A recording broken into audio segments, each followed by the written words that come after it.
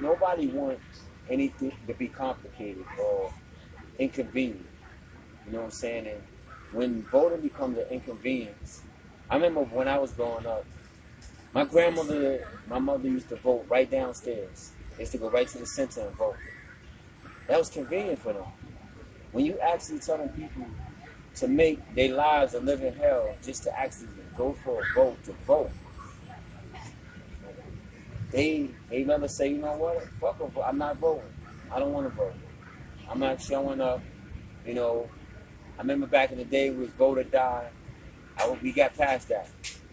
You know, when you make things a process that's actually complicated, nobody like nothing complicated, especially voting should not have become complicated. My daughter lived in Georgia. She lived in Covington, Georgia, and I think she voted somewhere else, different district. So what she's being told is that she got to go back to that same district in which she was voted, where she registered to vote at, to go to vote. So her mother told her, "Yo, listen, don't do that. Just do, you know, activism for melon-tea voting, you know." So she said, "You know what? I'm not doing none of that. I'm gonna vote for Scooby-Doo."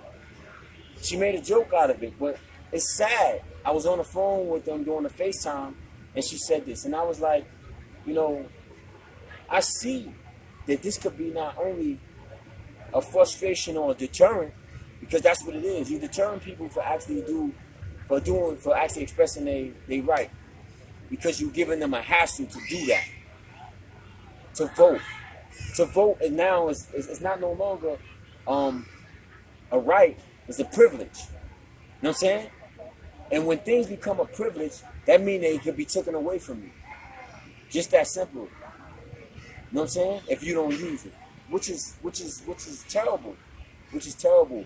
You know what I'm saying? That you're making this process a hard process to go through, where people actually are questioning themselves about if they should vote or not. It's almost like standing in lines back in the '60s, waiting to try to actually get your registration to vote, and they have to take you through this rigor process of trying to intimidate you or not to vote.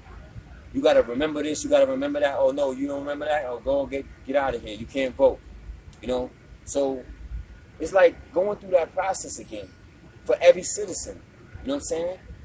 And now they understand. That's why like Black Lives Matter, because now you understand now civil rights. Why the civil rights movement became a movement, because they didn't have the right to vote. Black people, you know what I'm saying? Back in those times, that people had to stand on long lines and still be denied, if not beat out the line, in order to vote.